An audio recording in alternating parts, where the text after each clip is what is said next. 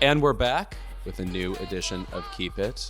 I'm Louis Fertel, and as you know, that's unusual for me to say because Ira Madison would normally be here. He is on assignment, LOL. Imagine him working. He's not on assignment at all. But I am here. I am still Emmy nominee Louis Fertel, and usually I'm thrilled to bring that up, except this week, our guest host has more Emmy nominations than me, so it's actually not fun anymore. Please welcome my guest host, frequent Keep It guest, Joel Kim Booster, back to Keep It. Hello. I mean, wouldn't it be a gag if one of us had actually won an Emmy? I mean, I guess you're still coming up, right? Yes. You could be an Emmy winner. But I keep telling people that I think this is the most fun part, before you win or before not knowing if you've lost yet. Because, by the way, even if you win, maybe people think you're still a crock. You know, I can think of plenty of Emmy wins where I'm like, well, they didn't deserve it, you know? So in this balance, it's sort of nice. Yeah, no, exactly. You don't want to be Julie Bowen. You want to be Sofia Vergara.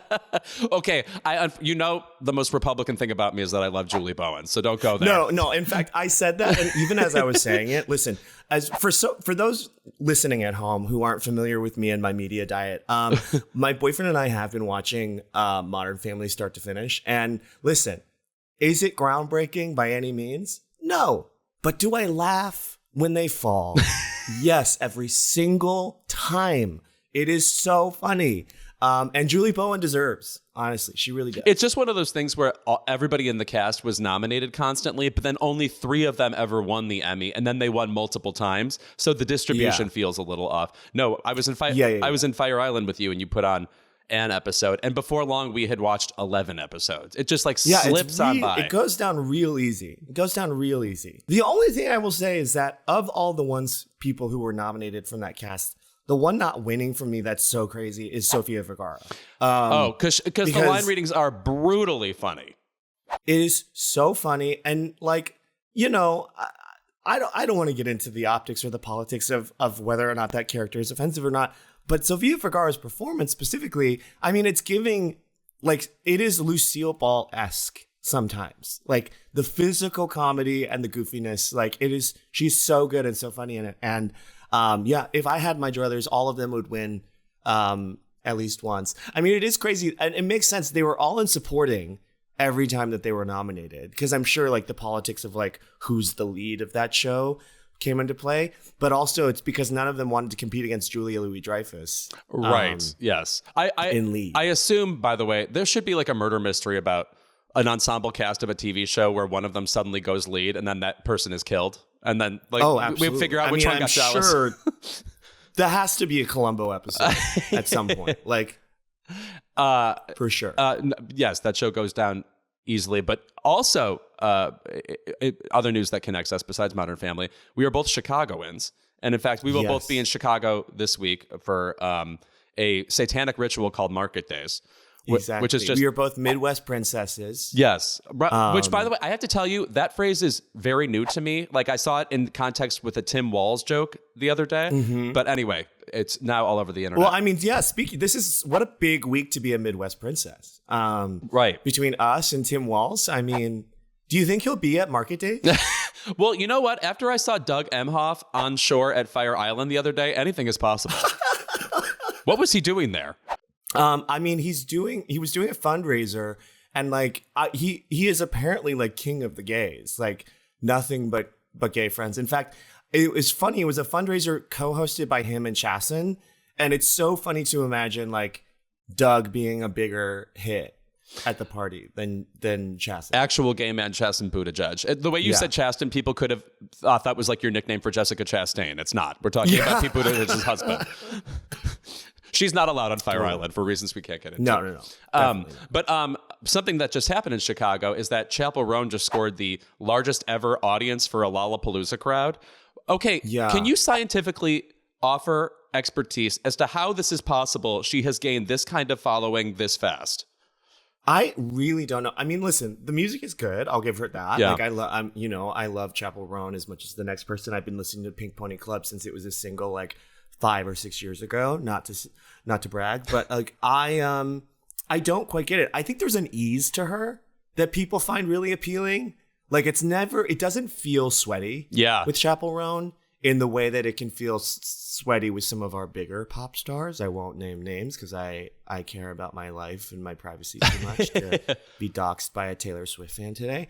But yeah, I just think there's like an ease to her that people really gravitate towards. Maybe I think it's like a combination of like the music obviously being fun and good, and then her as an entity just feels really, I don't know, accessible and fun. I feel like also her appearance on Fallon really picked up. Like people really connected to her very funny, self-effacing personality. And of course, she's sitting there dressed as Mothra or Raggedy Ann or whatever getup she's picked for the day, too. And I think people connect with that. But there is something about her that reminds me of the minute we got Lady Gaga, which is... Yes, I was just about to say. You would get a fun interview from her. And then also she would look like a Power Rangers villain all the time. And it would kind of remain unexplained. And that was the best part of it, you know? Well, I mean, like that explains... some of it. I mean, it certainly explains why there's like a lot of gay people in the crowd, but it doesn't necessarily explain like the crossover appeal that she's had. I mean, I don't know. I'm happy for her. I mean, I feel the same way about Chappell Roan having the biggest Lala crowd in history as I do about Tim Walz being the VP candidate, where it's like, yeah, I know it's good, but like to be, you know, like it's like to watch someone that you're like, yes, clearly this is a talent and a fun pop star presence, but then to be validated by like the rest of the world also seeing it, that never happens. Oh no, you know? I think constantly about when I was at World Pride and I felt too supported. I said, this is actually the wrong volume of understanding of what it is to be me. Similarly, it's like we still, you know, when explaining Emotion by Carly Rae Jepsen, it still feels like we need like the Rosetta Stone to show people, to be like, do you understand that if you listen to it this way, it's a lot of fun, and yet still it's how many units is that sold? Like 36, and only to people in West Hollywood. Whereas this, like Chappell Roan now has like a top 10 hit, and I would have guessed that she would have been too weird for that kind of mass understanding. But the fact of the matter is she's connecting in a bigger way than so many people who've remained mid-tier for years and years. Yeah, I think it's like, I don't know. It's like the difference between Chappell and Carly is that I think Carly, like, there's a lot of blank spaces in the mythology that we have projected, the gay men have projected onto Carly Rae Jepsen. Like there's like a simplicity and sort of a blank pageness there.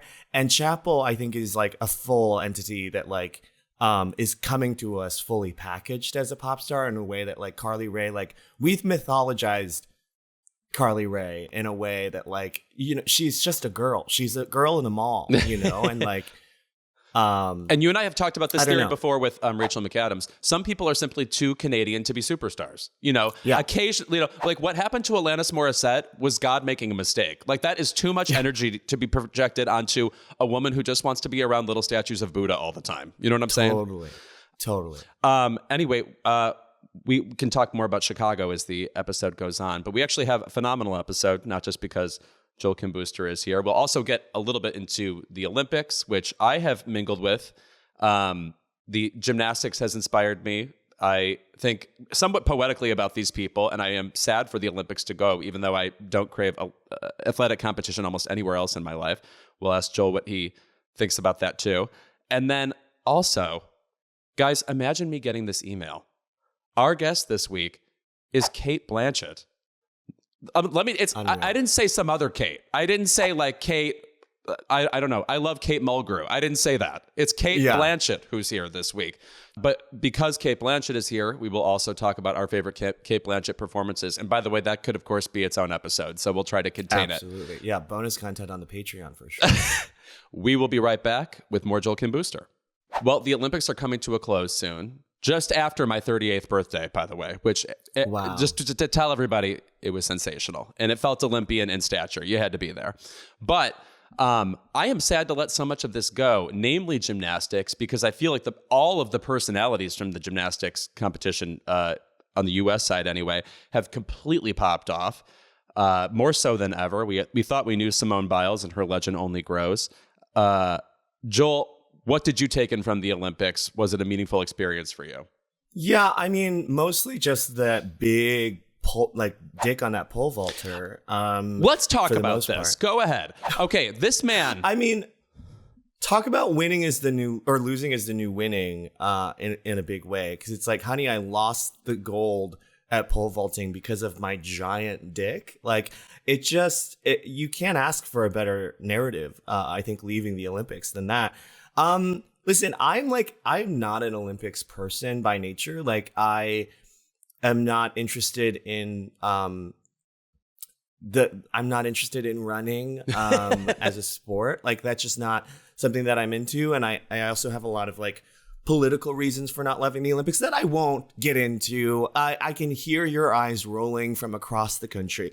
But like, it is really hard, I think, in this day and age of like, if you're online even a little bit, if you're on Twitter or social media, it's really hard not to get sucked in. Yeah. Like, I have never once cared about I've never heard of any of these people. I haven't been following their career. I'm not invested in like any of these athletes or sports, and they all disappear as soon as the Olympics are over, but like, it is so hard not to get sucked in and invested in someone you have known about for 5 minutes. Again, very similar to Tim Walz. The man of the hour. Yes. No, Yeah. There's also, there's something about Olympic sports also where almost all of them, unless it's maybe basketball, are considered niche in some way in the rest of life. And if you're somebody who's ever had your interest called niche, which is anytime you go into a meeting or anytime I go into a meeting, I can only relate to these people who are, it's like if you put all of your brain power into like underwater basket weaving. It's like there's a very small audience that will actually understand the mastery of what you're doing, that can give anything beyond sort of a basic cursory praise for what you do. And yet you're performing for people like that. Yeah. Yeah, I'm also like, I'm always like in the back of my head, and I guess this is just like how I grew up and how I developed, but like, I'm always like, okay, like, you've got all this attention and everyone cares about you, but like, how are you paying the bills as a shot putter? No. Like, how does that work? Like, do you have a day job? Like, you're an Olympic athlete who then has to go back to work at like fucking Groupon or wherever. I don't know. Like, it's just like so. I'm always like deeply concerned watching the Olympics at the same time, because I cannot think about the logistics of their lives when the whole world isn't watching them on NBC at 3 a.m. No, I feel the same way, because I don't think we have like binoculars into that life. Like, I don't know what it's like to be a world-class athlete and then your life is otherwise normal. It's either you get millions of dollars in advertising jackpots, or that's the only type of athlete I've ever heard of. Like, I only know how Caitlin Clark lives. I don't know how the other WNBA players live. Who do you think are the big winners coming out of the Olympics in terms of who's the meme queen, who's really captured the American like consciousness around them exiting the Paris Games? To me, the lasting image of this Olympics is Rebecca Andrade winning a gold medal, and then she is flanked on the side. She's a Brazilian gymnast. She's flanked on the silver and bronze podiums by Simone Biles and Jordan Childs, who are bowing down to her. I feel like the one thing that has always been hard for me to embrace about the Olympics is truly the idea that America is the best. Like, that's ultimately what we're celebrating, that like we belong on a different platform literally than other countries, and we want people to admire us for that. Whereas I feel like this camaraderie, namely on the medal podium, cuts right through that. And it's about, these are colleagues in a sport where they're working their ass off all the time, and there are times when it's a horrible sport. Like, you're terribly injured, you are I'm sure incredibly isolated, and to see them cutting across that is just, it adds to all three of their legends, but namely Simone Biles, who is so normal considering everything we have ever put her through. Yeah. I gotta say too, like, for me, I guess this is like, I'm not like especially patriotic or anything, or love America, but I guess like for me, I am always way more interested in watching someone from a country that is not pulling in all of the medals excel and win, like when that random, like when you get the clip package from somebody from Yugoslavia instead of whatever American is running that event, I'm always way more invested in that person than, one of the, 1,000, like a million Americans who are, crushing at the, at swimming or what have you. Like it's always much more, I don't know. I'm like, that's the movie I want to watch, not necessarily, the Simone Biles story. As I obviously would sit down for the Simone Biles. You're saying you're not buying a biopic. ticket? Okay, we'll focus group that. No. Yeah.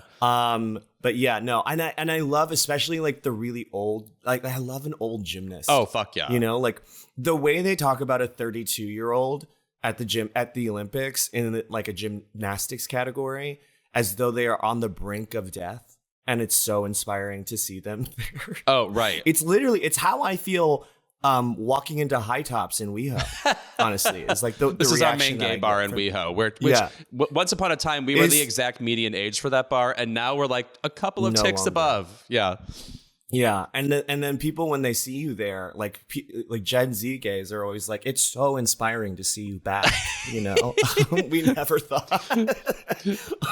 They're wearing their like mountainous cargo pants, like standing near us. Right. No, you wear those pants well, so you look like a colleague to them. Yeah. Well, another gymnast in that realm that I'm obsessed with is the Uzbek gymnast Oksana Chusovitina, who competed in vault like something like 11 Olympics in a row, and she medaled as recently as I believe 2008. But like, I cannot imagine going back to that level of stress time and again, well past the expiration date for a normal gymnast, which I believe is like 15 or something. Yeah, and well into your 30s, 40s, etc. She is amazing. I also wanted to say regarding your last point, I was obviously rooting for the runner Sha'Carri Richardson, who was, blackballed after the last Olympics because of this marijuana situation. She comes back here. She's better than ever. She gets a silver in the 100-meter dash. You see that and you're like, oh, that sucks. She didn't win. The person who won is this athlete named Julian Alfred, who is the first person ever to win a medal from St. Lucia. Oh, yeah, root for that. Yeah, exactly. That's exactly what I'm saying. Yeah. Like way more exciting to me. As much as I love Sha'Carri, like this is way more. It's like way more. I don't know. Like show me that movie. I want to see it. Right. I will say there is something about running where I would almost guess I wouldn't be interested in watching it because, for example, I don't find swimming that compelling, even though Katie Ledecky, I guess there's just something physically wrong with her where she has to beat people by laps. I don't understand what's wrong with her. But running, though, like I think it's like the way you get to look into the runner's eyes before they take off. Like you can see not just the fire in them, but the doubt. Like something could go terribly wrong in the 9 seconds they have on the field. So to watch them, ignite, go into action and go. I do find something actually kind of compelling about that. No matter who it is, like you don't have to tell me I know Sha'Carri Richardson's backstory, but watching any one of these people, it's easy to root for all of them and to also root for no one, breaking a leg. That's sort of the energy I bring into an Olympics games. No, absolutely. And it is funny. I was watching some of the dashes the other day at a friend's house, and it's again one of those things where you're like, there is not a single day of the year that you could ask me to watch someone run around a track and be interested in that. And yet, because it is the Olympics, I was so invested so quick in watching these people run 3.5 minute long miles. Yeah. I was just like, that is superhuman. On my best day, I could run an 11-minute mile, maybe. Right. No, that's not my game at all. Oh, speaking of track and field, by the way, did you know that this superstar named Mondo Duplantis once again beat his own world record in the pole vault? Now, let me say something about this. How is it possible to still get a world record in the pole vault? The pole remains the same size. It's like the pole has been lying to us, and it turns out we can keep making it longer or something. I don't know. Yeah. What a baffling event. Like, who pitched this in the first place? It is crazy. And I had it is just, for me, I guess the other thing about the Olympics that makes it really hard for me is that, like, I guess I'm just not interested in seeing people do things for the sake of human achievement. I'm like, why though? Why did you devote your life to this? I don't. It is like, I mean, it's sort of like the naiad problem that I have, which is like, cool, you did this thing, but why? Like, for the sake of human, I don't know. I guess my other thing with the difference being in pole vaulting and naiad is like, I believe the pole vaulter. Yeah. You know? Naiad, I mean, like, I will say about that movie, for being basically a sports movie, like a traditional sports movie, they at least shed some light on the idea that a person could be invested in this narrative for dubious reasons and, like, be terrible to the people around them in order to achieve it, and also really not ultimately explain why they are doing this monumental feat. But right. Man, that performance is... I think it will stand out in Oscar history among Best Actress nominees, because Annette Bening in that movie is so... She always looks like she was recently electrocuted. That is her vibe in that movie. You know, like down to the hair, the ping pong match with Jodie Foster, where it's so fraught. It's like Who's Afraid of Virginia Woolf level fraught for some reason, as she's just explaining she wants to swim. Yeah. Two lesbians playing ping pong. You gotta love it. That if there was a Christopher Durang play about this, it'd be called Two Lesbians Playing Ping Pong. Yeah. And of course, the other image that this Olympics leaves in my head is that pole vaulter who hit the bar with his dick. I mean, there's no other way to put it. He definitely did that. And my question to him is, there's no way this hasn't happened to him before. Like I know the uniform At this is point, structured. You think he'd be wearing full tucking panties? Yeah, to pole vault. Like, right. It should be wrapped up under him and over his shoulder. Yeah. Yes. You got to think like a little bit. He wanted this to happen. Like he. Right. No, I mean, I consider him a mensch now, and I believe he should be given like a Congressional Medal of Honor or something. Exactly. He's going back to the Olympics Village, like a winner in so many ways. Like he has to. Also, fun fact before we move on, did you know you cannot use the Grindr Explorer function in the Olympic Village? You cannot put yourself in the Olympic Village to then see who's in the Olympic Village. They've turned that function off, which I guess is like good. I'm glad. Let those men fuck in peace. Yeah, right. And also, I guess that's supposed to be like a safety thing, right? Because there's plenty of people there who live in countries where it's illegal or something. Yeah, exactly. Yeah. But at the same time, I mean, let me peek a little bit. Jesus Christ. I mean, like, we were all alive one time. That's the thing that I can't help but think about too with regards to that pole vaulter is like, I remember being really horny as a kid watching the Olympics. Like, obviously, Summer Olympics, you're watching the swimmers, you're watching the divers, you know, things like that. But like, can you imagine being a little gay boy just like sat down in front of the TV trying to watch some pole vaulting, and then that happens to you? You disappear to your room for days. Exactly. And it's like the number of times they've replayed it on NBC and on the internet. Like, it's just like, what are we like? We've really we're going. It's just porn. Like, and again, it's like I congratulate that generation for getting an image like that. Like, we were certainly not, when I'm watching whatever Dan Jansen speed skating or something, we didn't get any images like that. No. But at the same time, when they do the slow-mo replay of this guy's dick hitting the bar, it is like Hanna-Barbera like sound effects appear or like ring out. It's so shocking. It's such a visceral thing to watch. I can't think of any other image in sports like it other than the occasional like singlet pull during a wrestling match that they play at, you guessed it, High Tops in West Hollywood. Exactly. Yeah. Oh, you know that pole vaulter, that clip is going to be showing up at every gay sports bar's like clip package that they're playing during jockstrap night will include that pole vaulter's dick hitting the bar. And to that man, I say, I salute you. Welcome to the family. All right. That's our extensive and incredibly intimidating Olympics coverage. I hope you enjoyed it. When we're back, I'm going to bring in my guest, Cate Blanchett. Our guest today is my favorite. There's nothing else to say about this person other than she has 2 Oscars, a bunch of nominations. She's in everything from Tar to The Aviator, Elizabeth, a wacky part in The Shipping News I still think about, but a number of other movies we can get into today. And she's now in the movie Borderlands, which comes out August 9th. Guys, I can't believe it. It's Cate Blanchett. Welcome to Keep It. Wow, that's a nice intro. You should do my obituary. I've been planning on it, sweetie. Oh. Okay, talking first about this movie, Borderlands. This has to be one of the most impressive get-ups I've seen you have in a movie, and it looks like it must have taken forever, not just to get the look right, but to be able to make it so that you can be agile as this video game character. Was it arduous getting into this get-up? Thank God for stretch denim, is all I can say. No, it's a hard thing, I think, when you... Look, I mean, the chance to play a video game character and to work with Jamie Lee Curtis, those opportunities don't get presented to you every day. You know, it was a bit of COVID madness.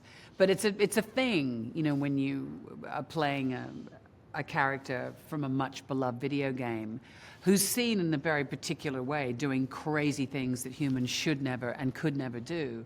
And then you have to do it in a live action and make it work. So yeah, you need to have a little bit of stretch denim and be able to move. And also, there was just the one costume. So, and it was during COVID, so it was really hard to get things in and out. So we had to work with stuff that we literally found. But fortunately, the aesthetic of Borderlands is trash and recycled trash. So we kind of worked from there. Also, but somebody must have been attending to your hair every second, because not only does it seem to be defying gravity as these scenes go on, it is literally kind of ignoring gravity and pointing other directions, but looking flawless the entire time. Did that require specific and constant attention? No, many drag queen friends of mine put me onto the right hair lacquer. We lacquered it once and it never moved. It was a thing. It was a real thing. And I think it's like, don't go near her. Her hair might poke your eye out.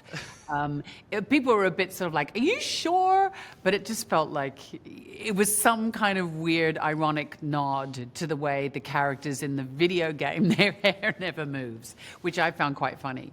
But yeah, who knows whether other people will get the joke.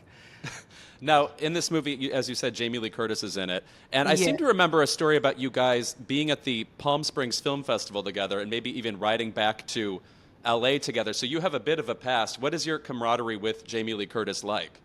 Well, no, that was actually after the film, after Borderlands. Oh, really? Hadn't worked together before Borderlands, and I believe I met Jamie many years ago, but she refuses to remember meeting me at all, and so she said we met on the set. But we just became fast friends incredibly quickly, as a lot of people do with Jamie. She's an extraordinary human being. It's like she can see right into your very soul, and she works from that place in the friendship.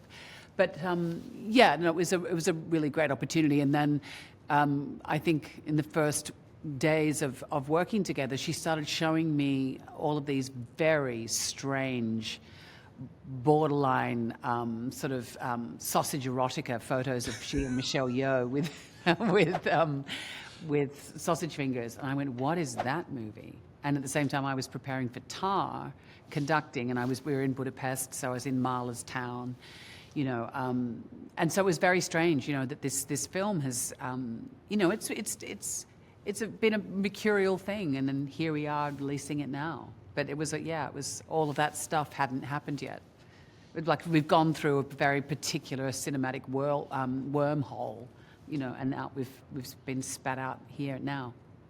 It's interesting you bring up Tar, because thinking about preparing for this movie where you got acquainted with the video game and even got to play it for a little while. And then I think also about Tar, which I think of maybe any movie in the past 10 years seems to have had the steepest learning curve for the starring actor to pick up. And I was wondering, just in general, do you like a steep learning curve when it comes to entering a movie and having to pick up an entirely new vocabulary or skill set in order to play a part? Yeah, look, I'm very slow. But sometimes if you have all the time in the world, all the money in the world, the biggest budget in the world, it's not necessarily the most creative place to work from. And sometimes a little bit of adrenaline is useful. And I've learned that really profoundly and viscerally, that sense of having a deadline, an opening night from working for years and years in the theatre.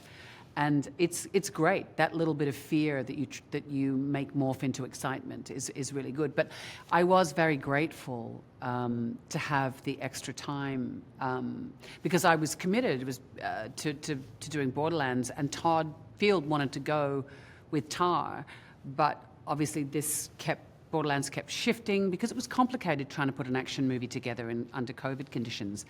And so I then had an extra sort of 9 months up my sleeve to prepare. And I happened to be in Budapest shooting Borderlands, and then met the most extraordinary concert pianist who had time on her hands to teach me, or to bone up on my girlhood level piano playing.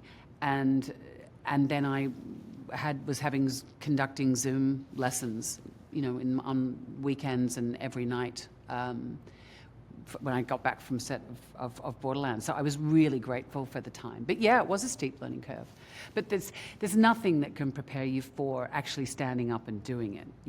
No matter, like any conductor, I guess, is like you prepare at home. Like any actor, you prepare at home. But then you have to throw it all away and stand with the other actors on the set and see what happens.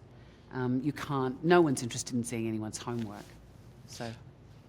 I mean, obviously I'm not versed in classical music, et cetera, but watching the movie, it seemed so convincing. And then I watched a YouTube video of people criticizing the veracity of certain classical music scenes in movies. And somebody who was like a classically trained musician watched you and he goes, and I think I could follow her. Now, were you committed to that level of mastery when you signed on to it? Like, I just can't imagine thinking to myself, well, I'm capable of making it look that real. Like, did you know that was possible even? I sort of thought about it as a piece of dance. I was really inspired. There's a French choreographer that a friend of mine in Berlin had turned me on to, called Xavier Leroy, and he had watched Simon Rattle conduct the Rite of Spring, Stravinsky's Rite of Spring.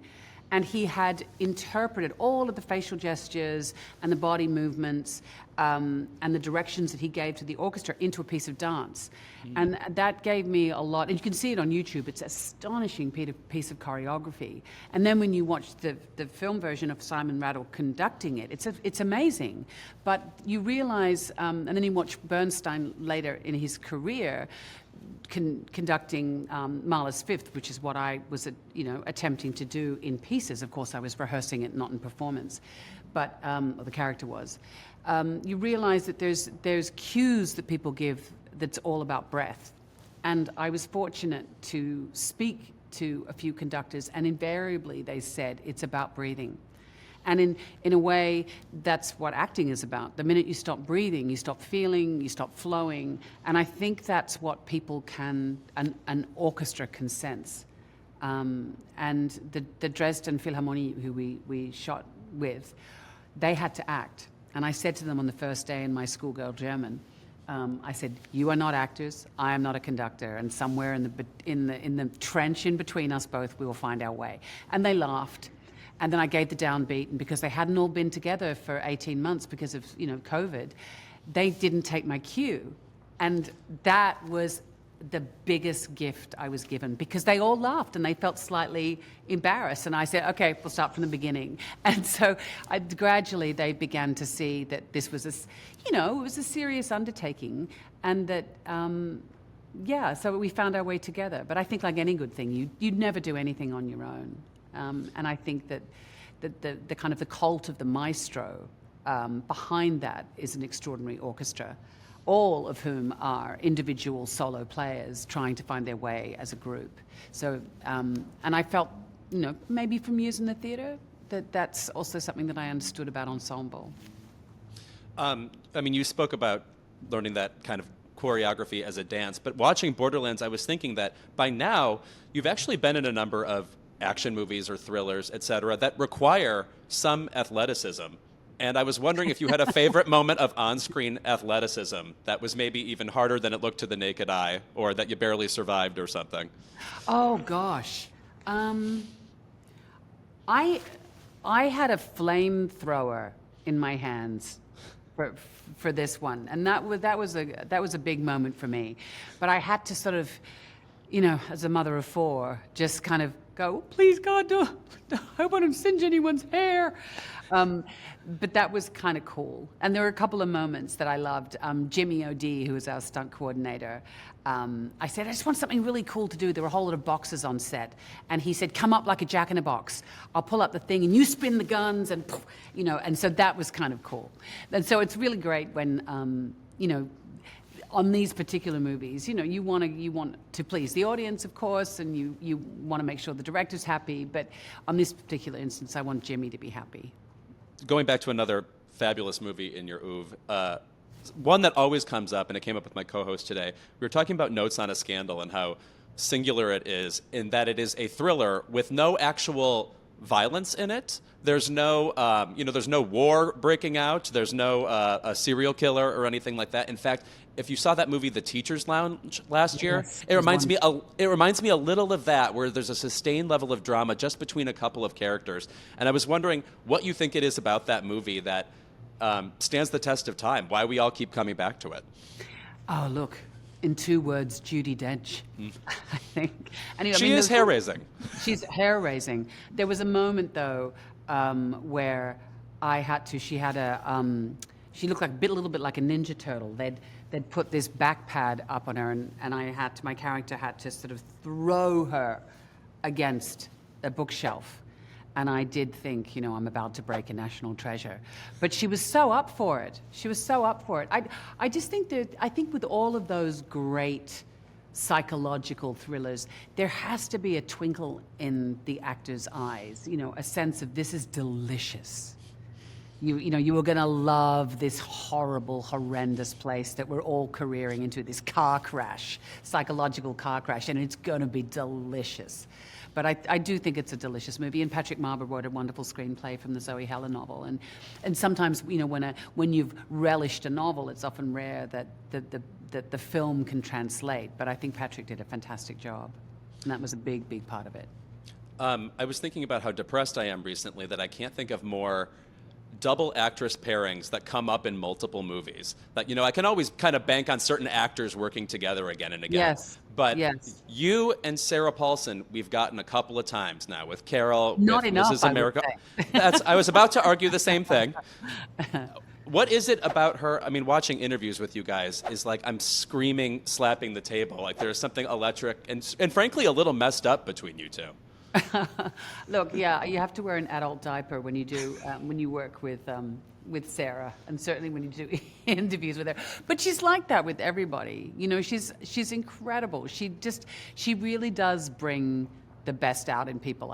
I'd like to think, and she's fantastic to have on set, and she's interested in the whole endeavor, not just her part. She's a real team player, and she's really invested in everybody doing well. And there's some days where you've worked long hours and everyone's into overtime, and she's able to keep this buoyancy on set. And I think that's it's an invaluable quality to her. She takes the work very seriously, but she doesn't take herself seriously.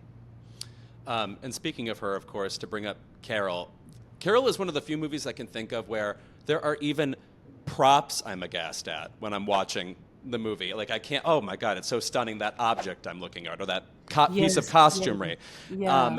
And I was wondering if what was the first thing on the set of Carol that maybe took your breath away, that made you think, oh, this is an even more special movie than I thought? It was a really spare production design. And we were filming in Cincinnati, which is a city I hadn't been to before. And there's all these stately homes. And then, of course, the railway didn't go through there, and the bottom fell out of Cincinnati. And so a lot of these homes are empty. And so they're in Aspic. And it was obviously set in the 50s when the book was written. And you realize just how much stuff there is in our lives, how many objects and items. And back then, the world was much plainer. And there were a lot of films that Todd Haynes put us onto, and Lovers and Lollipops was one of them. And you look at the houses and the people were living in, and their wardrobes, and they didn't have a lot of stuff. It wasn't that sense that you bought a new coat every year. And what I loved, about working on it and talking about objects was Sandy Powell was doing the costumes, and we had about $2.50. And we had two fur coats that she'd found in a secondhand store for Carol. And she said, this one or this one? And I went, it's that one. And I knew you'd say that one. And so Sandy herself, the great Sandy Powell, was there stitching it up every single day because it was always falling apart. But that's the thing, is people only had one coat. And so there weren't a lot of objects. I think that Carol's lighter was really important. And so therefore I think you do pay attention to the objects when they're touched or interacted with, and it becomes very erotic somehow, I think, because there's not that much stuff in the frame. I was also thinking about just why you are such a singular presence on the silver screen, and why I think people are likely to compare you to actresses of the golden age like Bette Davis or Katharine Hepburn or something. And I think part of it is, one thing you are so good at is confrontation scenes. I know that, like, if two characters are about to go at it on a screen, you know, it's like I'm suddenly watching a great play or something, and you're leading the way.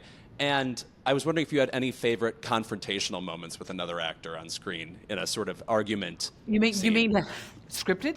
Yes, that we've seen. Well, gosh. I mean, there was a long one I had to do recently with Sacha Baron Cohen on this set of Disclaimer, which Alfonso Cuarón did, and that was really, really complicated. But yeah, there are a lot of confrontation scenes. But oh gosh, I'm trying to think. What films have I made? What have I made? I can't remember. Notes on a Scandal, of course, has an amazing one. That's an amazing one. And there's also really delicate ones, you know, because people often ask, you know, once you work out what your character wants, you'll understand who they are.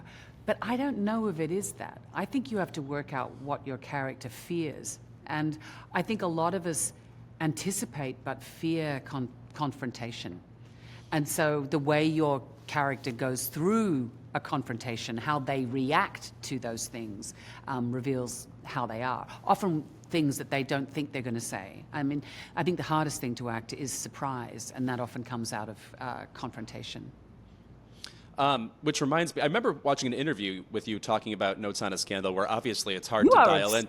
You are obsessed. I'm up to date.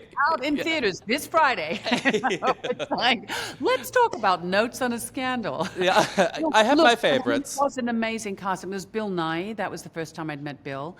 I mean, it was a very, very special film. Yeah, I love Bill Nighy. But in general, like on that movie, you talked about how it's hard to dial into that character. She obviously does something heinous. Do you have any memorable characters you've played where there's just something about them you totally didn't understand that you had to figure out a way into intellectually one way or another in order to be able to play it?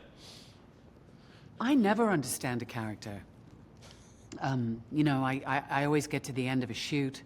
Less so in the theater because you've done 100 performances, so you've had a chance to go out and re-offend and rediscover each night. But I always get to the end and go, oh, that's who they are. That's what it's about.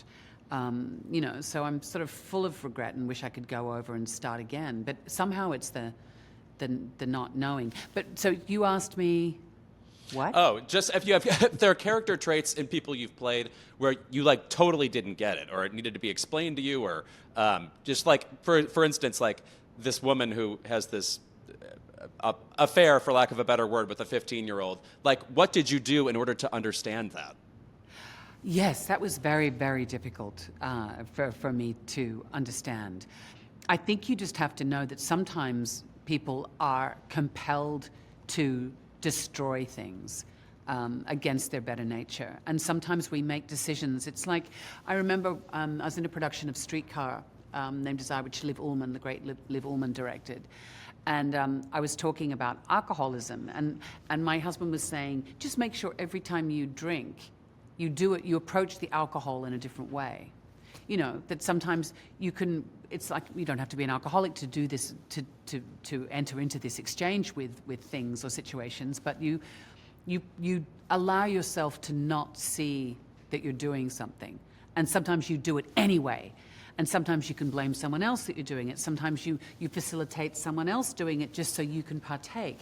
You know, your relationship to those things, you know, it changes a lot. And so I think what I say is that all the time is that you try and surprise yourself, and because the decisions you make on set about your character's actions and the things that they do, you can't understand them necessarily. And when you say this is why they do it, sometimes when you pin that down, it can just become that thing, And I think the more you allow yourself to not understand something completely intellectually, you allow space for an audience to connect with that character's actions and what that character is doing, and somehow see themselves in there potentially. Doesn't always work.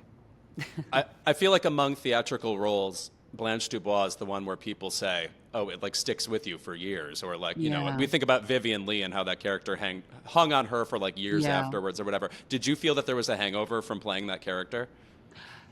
Definitely. I mean, we'd produced it at the Sydney Theatre Company when my husband and I were running the theatre company, and we toured to Washington and to Brooklyn, to BAM, and then they wanted to transfer it to Broadway. But I lost an incredible. I had 3 kids, you know, having them tutored at school, and they were in the dressing room, and had a theatre company to run, and my hair was falling out. Like, it was really, it somehow takes a toll. But there is an incredible, wonderful, profound detritus, I think, that you're left with creatively. Those big roles like Hedda Gabler, can't even say it, and Electra, Antigone, you know, they really, Rosalind, you know, you're expanded by them. And so into that expansion becomes the space to make something new. And so I was really grateful in a way that Blue Jasmine came along a year later, because I felt like, oh, I understand the terrain of this character. I've lived with this character for a really long time. Now, it wasn't exactly Streetcar Named Desire. Of course, there were a lot of differences, but there were a lot of echoes from that character that I felt was still hanging around Spectre-like in my consciousness that I could bring to bear. It feels very rare that like roles would dovetail like that. Has anything like that ever happened to you before or since, where you got to play a role? Tar and Lilith in Borderlands. I mean, they're kind of, you know, strange Siamese twins, don't you think? You know? I could picture Tar opening up one of those cabinets and there is a flamethrower inside, though, next to the metronome. No, I know. I mean, Todd Field was saying, you know, there is an irony. The last image of Tar is her performing, you know, to a click track at a sort of a gaming conference, and here I am playing a character from a video game. But I think what it is there's often a sort of a syncopated relationship between roles, and it's not conscious. It's just you're trying to eradicate one thing and move on back into your life, and then something that is sort of antithetical or seems, you know, incongruous to what you've just done appears. And certainly Tar and Borderlands was that for me, and that was what I loved, you know, speaking to 2 completely different audiences. And and you reach out and you try and understand what those audiences are into, what they like, and why they are drawn to the game, for instance. You know, it's not a world that, apart from a couple of my kids who do enjoy playing the game and other games, but it wasn't an experience that I had. So you have to humble yourself to the task, and then you're suddenly in dialogue with a whole different group of people, which is really, I relish that.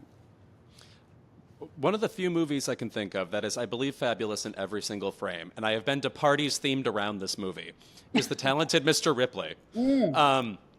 This movie, I feel like, is only gaining in momentum over the years, and I feel like now people look at it as kind of one of the last movies where it was like stars being stars in a glamorous environment with this like Hitchcockian quality of, oh, these beautiful people have something very dark behind the eyes, you know, something that we would have given to like Montgomery Clift once upon a time. Yeah. What are your lasting feelings of that movie?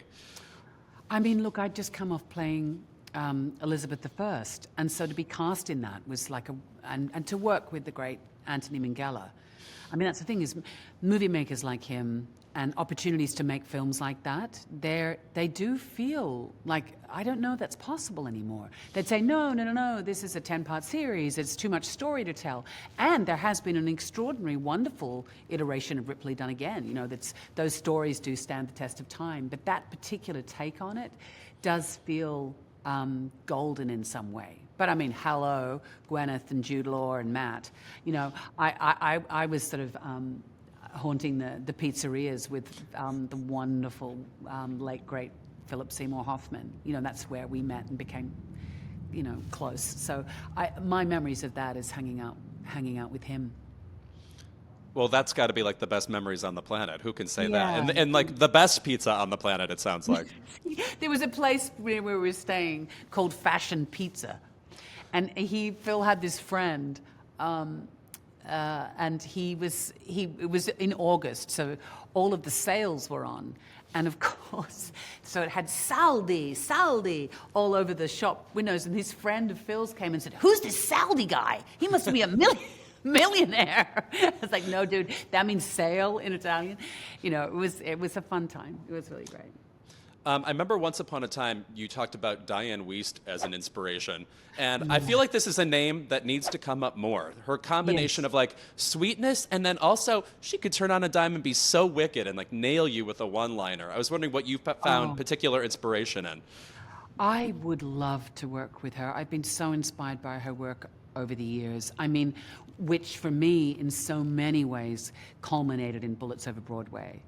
I mean, what an iconic role that is so idiosyncratic and funny and heartbreaking. I think that's the thing that she has. It's such an incredible facility and radical openness, you know, to her performances that are always, and she's so unique looking, but yet she somehow energetically transforms and blends with the characters and makes everyone else around her shine.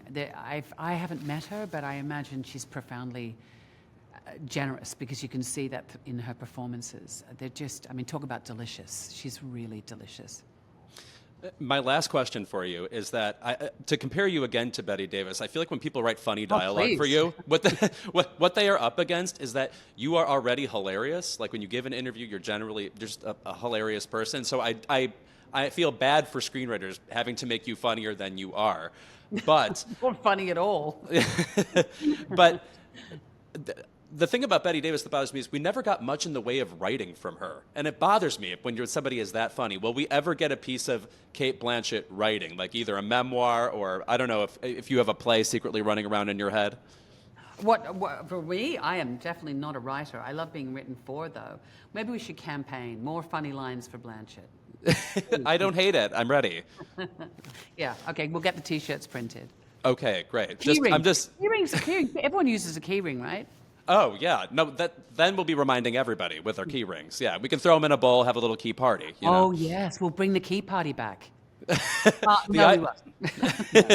You saw the ice storm, right? We shouldn't do it. I was just talking about the ice storm the other day. Talk about, you know, you're talking about Mr. Ripley. That is a great film. Man, that's a good film. Ang Lee, I guess, just does anything. He's interested in every single topic and makes it amazing. I know. He is a real shapeshifter. And I think it's because he trained to be an actor. He wanted to be an actor. So in the end, no matter how much he plays and has such an incredible technical facility and is interested in the evolving technology behind filmmaking, it's always the actors first. I mean, he's an absolute maestro. Well, Cate Blanchett, thank you so much for being here. As usual, you were an extraordinary interview, and can you believe that I learned something? Just from Borderlands all the way on back to Notes on a Scandal and even other movies. You're mentioning it again. Bill Nye, I'm on his payroll or something. I don't know what's happening to me. I know, he is delicious. That's the word for the day. Well, as you know, our guest today is Cate Blanchett. She has 2 Oscars, a number of nominations. I would argue she's one of the better actresses, if I had to rank them. Actually, I mean, if I'm being frank, she might be one of the greatest movie stars who ever lived. But Joel... Yeah, she's sort of pulling from all quadrants, really. Like, she's a fun interview, she's a fun personality, and an incredible actress. And, like, the fashions are always on point. It's great. Yes, you're right. I can't think of any way in which she is deficient. And she's, of course, also in every type of movie, too, which makes this question provocative. What would you say is your favorite Cate Blanchett performance and or movie? I mean, that's really tough, obviously, because there's so many good ones. I guess I'm going to say, like, if I'm pulling up a Cate Blanchett movie in Palm Springs, and, like, this is such a, like, you as my friend will be bored by this answer. I don't know how the rest of the world feels about this, but it is Notes on a Scandal.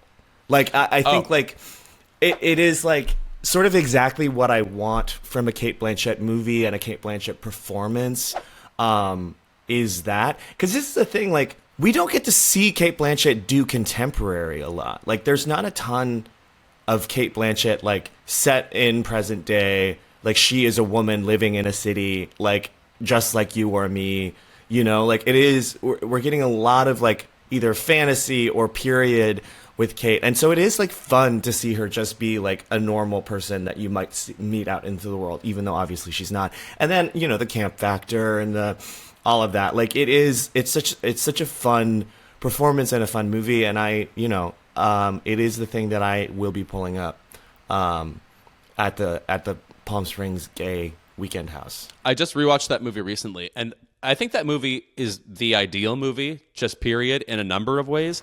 One is that this movie is definitely a thriller, and yet there is not a single violent image in it. It's not about like a war. It's not about a serial killer. And yet it's completely fraught the entire time. There's a sustained level of drama, namely because of the situation they're in, which, if you know it, Cate Blanchett is a teacher who ends up having this. It's not PC to use the word an affair with a 15-year-old, but she hooks up with a 15-year-old. And then this other teacher, who an older teacher named played by Judi Dench, who is kind of obsessed with this young woman. She finds out about it and then lords that knowledge over her and uses it to forge like a friendship with her. And so you're seeing this blackmail-y cudgeling going on, and you're wondering how this will all explode. But anyway, it's a really short movie. Cate Blanchett's husband is Bill Nye in it, who's also fantastic. But there's a number of things in this movie that are specific to the Cate Blanchett greatness wheelhouse, which is, first of all, it's a movie about confrontations. And she, like so many of our classic movie actresses, I think one of the best things she does is confrontation scenes. You know, if you watch an old Bette Davis movie and you don't get the scene where she like reads a man to filth, like, did you watch a Bette Davis movie at all? You know, and Cate Blanchett in this movie has this tete-a-tete with Judi Dench. And of course, it's also thrilling because Judi Dench in this movie is playing a role you've not seen her do, which is a pathetic and weaselly person. You know, there's often an imperiousness to Judi Dench where she gets these brilliant one-liners, she has these brilliant deliveries that make her seem almost impervious to the drama in a story. Whereas in this, she is both the villain and the victim of the story. So there's like levels of how of her scariness, of her vulnerability in this movie. It is interesting, too, because there's always like a high status. She's always playing high status characters, Judi Dench. And then to see her play low status, but still, like, it is sort of a hat trick for her because it's like you have to play low status, but you have all the power in the situation, too. And so it's an interesting role for her to play. I guess the other thing, too, about Cate Blanchett, and I'm, you know, this is maybe the third or fourth and hopefully last time I'll say this, but there is this thing that Cate Blanchett, because like she is giving you Tar, she's giving you Carol, she's giving you Blue Jasmine, but on the same token, she's also giving you Ocean's 8 and Thor Ragnarok and Borderlands. And there is this like crossover, like she's giving it to like she has something for everybody. She's appealing to like, you know, Oscar gays like you, and she's also appealing to like gay video game players in Borderlands. And in that way, she is very similar to Tim Waltz. You know, she is. You keep writing this Salon.com essay about how everything is like Tim Waltz. She appeals to everybody. And I think like there's like, we don't have a lot of movie stars like that. No. Nicole Kidman, I think, has made that transition more in recent years where, I mean, obviously she was always in Batman movies and stuff, but she went so hard into morose drama and then sort of eventually came back into Aquaman territory and more mainstreamy stuff. But I think there's something about Cate Blanchett because she so seems like an original recipe movie star, like somebody who would have been, you know, opposite Clark Gable once upon a time, that it's surprising we get her in movies like that. You know what I mean? Well, and it also, like, the thing about the difference between Nicole Kidman and Cate Blanchett, too, is, like, there is always a sense with Kate, or with Nicole, that she's doing movies like Aquaman and Paddington because she's doing it for her kids. She's like, oh, I want my kids to be able to watch me in one of these movies. Whereas with Cate Blanchett, she's like, yeah, sure, I'll fucking be in this video game movie because it seems like fun, you know? Like, right. And that's like, and that's, it's just like fun. It's infectious, you know? Right. No, I imagine it's also draining to do just serious dramas all the time. And also, by the way, those are probably those are shorter shoots too, I would assume, too. So you just fly through them. No, something I always think about, you know, Gwyneth Paltrow has all but left acting. And I kind of think when you do that many serious parts young, maybe you just get over that kind of acting somewhat quickly. You know what I mean? Like, you're just like, all right, I played the poet in that one. I played the, Shakespeare in Love part. I was a winning love interest, whatever. And then she did like a musical and stuff. Eventually you just run out of the need to keep repeating yourself. Yeah. And I will say that's another thing about Cate Blanchett. As much as she does, I guess, what I would call Oscar prestige a lot of the time, not much of it to me really feels repetitive ultimately. Like she's, none of her thrillers really have anything in common. In fact, I saw her do an interview about Borderlands where she said, "Oh, I've never done something like this before." And I realized it's kind of like Madonna picking a new phase to be in. It's really about, well, what haven't I done? Because I have truly hit every visual Pinterest idea you could have for me at this point, Yeah, I'm like trying to think in her filmography, like where the overlaps are for Cate. And it is sort of like, I guess like there's like maybe some connection between Carol and Blue Jasmine a little bit, like that period and that kind of character. But like, you're right, there is not a ton of overlap for her. No, right. And I will say, I think because she has such a natural elegance that maybe the repetitiveness as people perceive it might be, society figures, who we're a bit enamored with the glamour they bring in a given situation, regardless if the situation is glamorous. But for instance, like, I mean, the lasting image from Nightmare Alley for me is her just cutting in, being like a femme fatale in this crazy, wretched carnival environment, and still coming out looking like, Lana Turner or something. Yeah. It's funny too, because like, thinking about old Hollywood, like old movie stars, like she is giving sort of like Katharine Hepburn a little bit in terms of like some of the masculinity and the intelligence that she brings to a lot of these roles, but like she also has that elegance that like, and there is like a femininity to some of what she brings. I don't know. There is no one quite like her. There's not a great comp for Cate Blanchett in any era. I don't think. No. I think also something that's important about her is like, it always feels like she very casually has the math about how the camera is hitting her. Like it's not like she's pretentious or like contrived, and yet every time the camera is on her, it's like it found the exact right angle all the times. It's like she's mathematically, algorithmically perfect as a movie presence. In a way, it almost surprises me that she loves the theater so much, since she seems so ready to be in a movie at any given. I can't imagine her seeming discombobulated on screen. You know what I mean? There's the word for what she does is masterful. She's masterful as a screen presence. Tar obviously is a movie we talked about a lot, but I think something that will last for me about that movie is it's one of the few Oscar movies of the past few years that was actually ambiguous, that you had to talk about with people afterwards, because there were so many dimensions to it, so many questions you would have about given scenes. Why was that scene here? And yet it didn't feel unreachable. It wasn't an inaccessible movie ultimately, even though there's a lot of strange things going on in it. I cannot think of another Oscar level movie that got Oscar attention that actually stirred conversation in that way, where it was, what actually happened here? What is this movie saying? Do I like this character? Like, everything was always thrown in the balance with every conversation you had about this. And seriously, all love and adoration to Michelle Yeoh. Like, I'm so glad that she won, and I'm so glad that movie had the moment that it did. You do almost kind of wish that Tar was in a different year. Yes, I agree. Like, because like there was no discussion for me ultimately between Michelle Yeoh and Cate Blanchett, obviously, but like you do kind of wish that she were in a different year, because like you could almost sense too with Cate Blanchett in that year, like she wasn't going to campaign that hard for it. Right. Like that like optically that wouldn't have been a good choice for her ultimately. No one wanted to lose more than Cate Blanchett, I feel, that year, especially by the end. But like you do kind of wish like it were in a different composite year. I don't know. Like you're right, because I do think that in terms of like, well, no, I'm not going to say anything else. I love Tar, and I love that, and I think like we will be quoting Tar and returning to Tar for many years to come.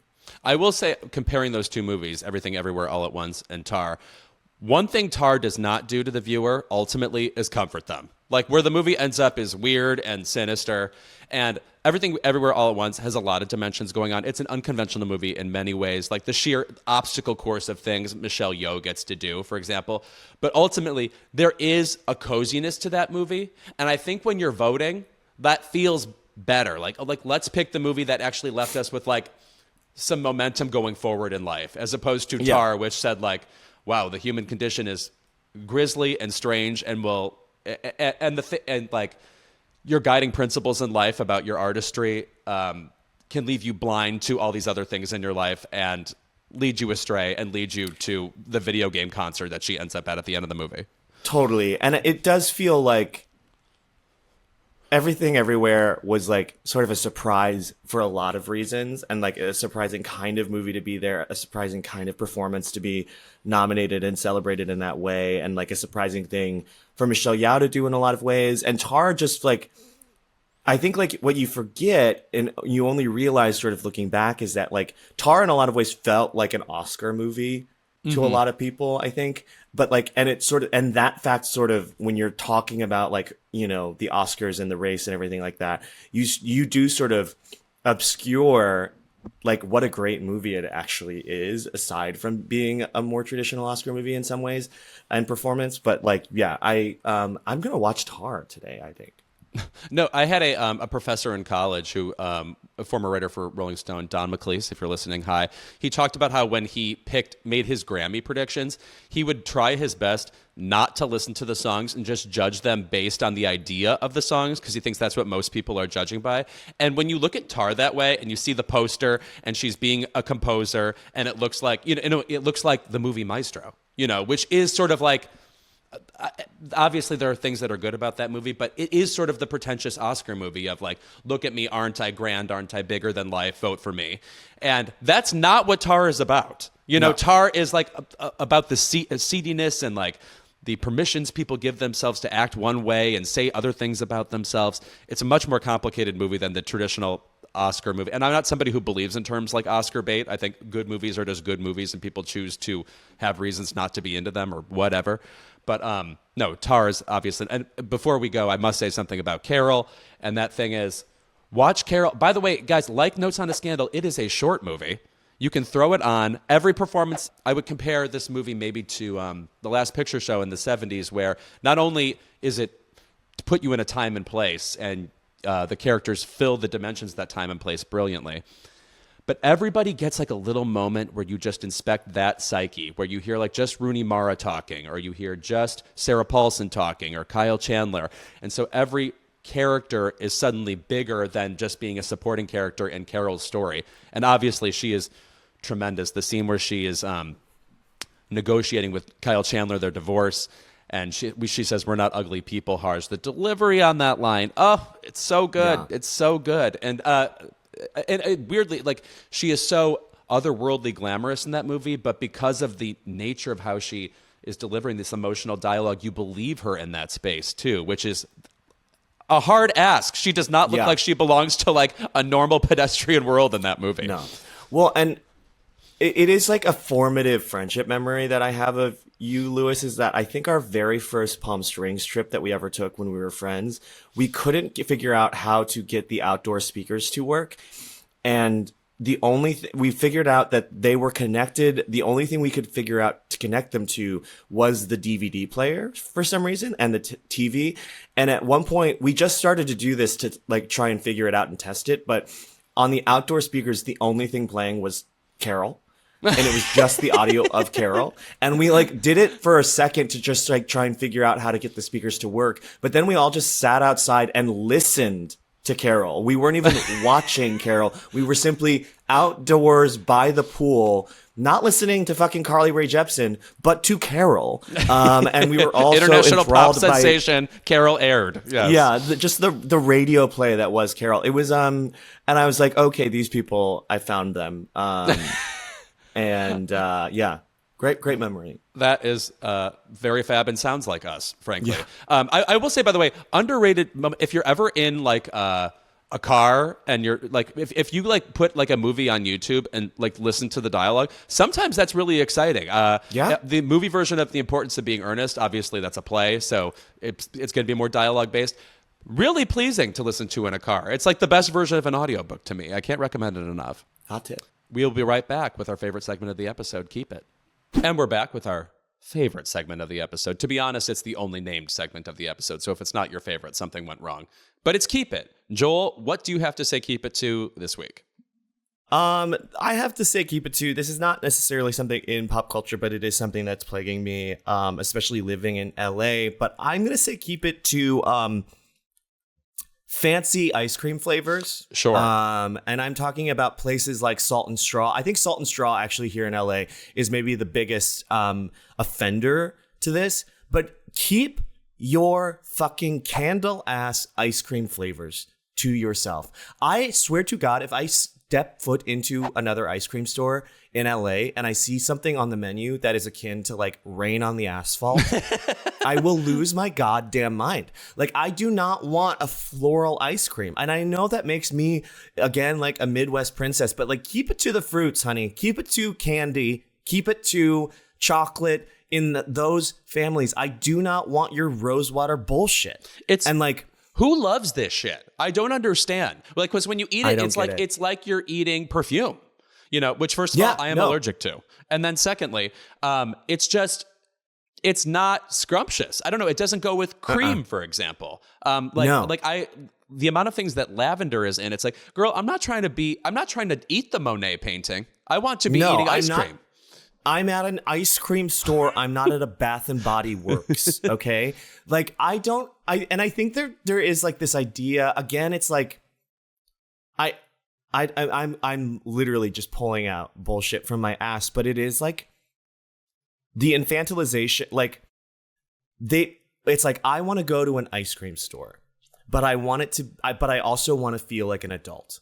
You know, right. And it's like, no. You're at an ice cream shop, babe. You're a child again. Okay. Like, it is like that thing of like, I don't need the superhero movies to have a point. Okay. Yeah. Don't try and like make it seem like, you know, you're elevating this thing that is for children. No, embrace it. I don't need some like political point to come out of this. No, like, you are a child now for the next 15 minutes, 2 hours, whatever long the movie is, or however long your ice cream shop visit is. You are a child again. Like, stop trying to hide from that and just embrace it and like eat the fucking ice cream sherbet. I don't know, like the strawberry, whatever, you know, the strawberry shortcake ice cream. Stop trying to make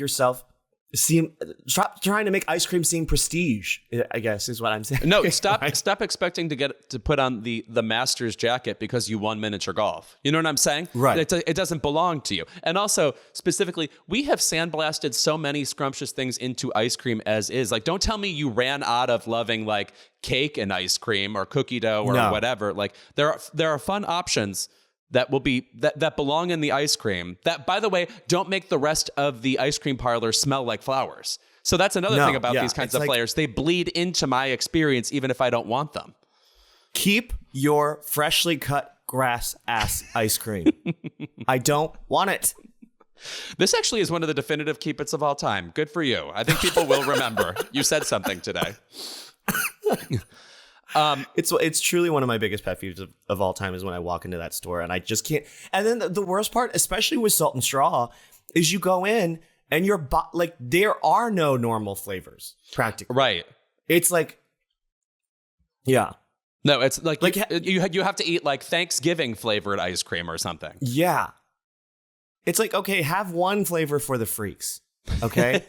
But that's all you get. Right. Like, keep the rest of it, you know, Cold Stone style. That's what fuck Salt and Straw. Give me Cold Stone all day. Did you ever work at a Cold Stone? I'm sorry if they're an advertisement.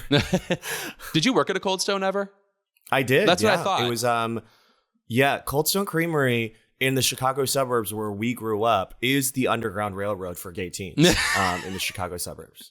And the way you reach out to the universe is you are constantly singing happy birthday to them or whatever they have to. Is that what happens there? You have to sing happy birthday every day? Well, no, they tip you and then you have to sing an ice cream parody song. You know, From the Window to the Wall? I sure fucking We definitely had an ice cream parody to that song at some point in 2005 or 2004, whenever I worked there. When I think of you, I think Lil Jon. I can't explain it. That's just where I go.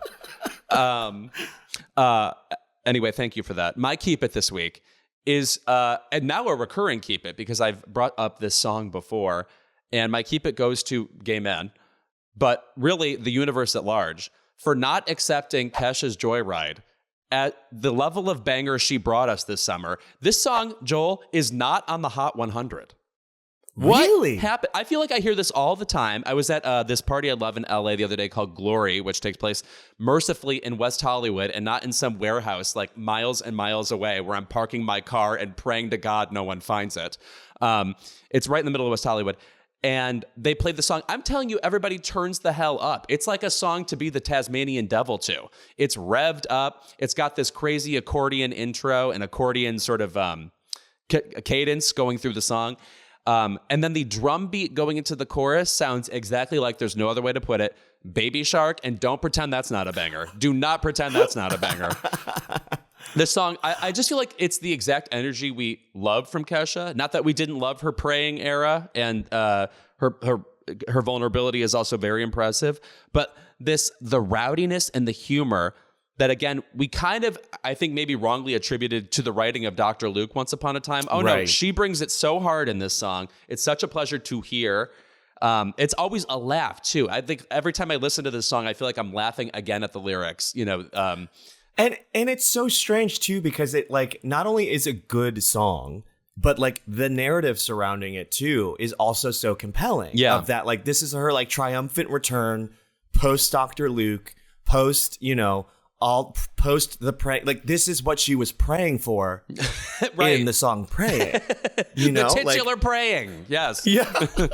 And it's like, and now we finally got it. We got Kesha back, you know, unshackled.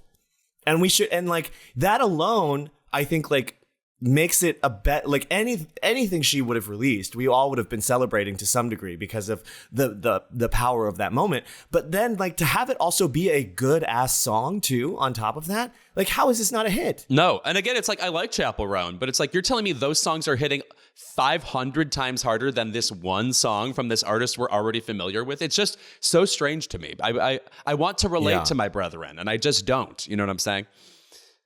I wonder, is it because we're old? Is it because Kesha's too old? Right. No, I'm genuinely asking. Like, what is this song giving that Brat is giving? Yeah. You know, like, I don't understand. No, see, when you bring Brat into the equation, it's like, well, she's sort of our age. You know what I mean? So it's like within reach in a way. But I do think a huge thing with Chapel Roan is it does feel like she belongs to a particular generation. Like, people relate to her, just the energy she brings, the irreverence she brings. And you're right. Maybe after a while, when you're Kesha's age, and I think she's probably 37 or so, 36. Yeah. Maybe it's just, you know, you become less eligible to be that bitch, you know? I guess. I do think that, like, certainly Gen Z has a little bit less nostalgia for Kesha than we do. And so that might be part of it. I guess, like, they weren't around, they weren't listening to TikTok and Your Love Is My Drug and all of those songs, like, as they were coming out. They don't have the emotional association with those songs. So I guess, I wonder if that's part of it. Like, they're just not celebrating the return as much as we are, but an injustice, to be sure. It's also interesting to me because I would say what Sabrina Carpenter is bringing right now, for instance, would make her this generation's Katy Perry in terms of, like, you know, the kind of the frosty makeup, the kind of old school throwback, like the I'm posing on a bomber jet sort of pinup act, you know, and that's hitting for people, and that's hearkening back to our generation in a way. So it's just on my mind. I don't know what's going on there. Yeah. But anyway, I'm still spinning it. Yeah, no, I can't. Yeah, everybody go out and stream Joyride immediately. And then watch the movie Joyride, the one with Lily Sobieski. So good. Yeah. Yeah. Joel Kim Booster, thank you as always for being here, and also just for being my friend. We're going to hang out minutes after this, so the podcast goes on. Wait. I'll see you in Chicago. Both of us being absolute terrors in the Midwest. I cannot wait. Oh God! Also, if you thought you've seen people get sunburned before, wait till what I bring. Wait till you see what I do. Yeah, and by the way, if you see me in Chicago, Lewis alluded to this up top, but I did get a perm that is so bad. So you'll either see me in Chicago with a shaved head or a giant loaf of hair on atop my head that will not move, no matter what. And don't say anything. Don't say anything about my hair. But don't address it at all. Just let it be. I believe this makes you like Cate Blanchett, though. You know, it's like, what is she going to bring from day to day? What is her look this coming movie? Will I like it? Yeah. Is it bizarre? Whatever. So it's all in keeping with the theme of this episode. I love it.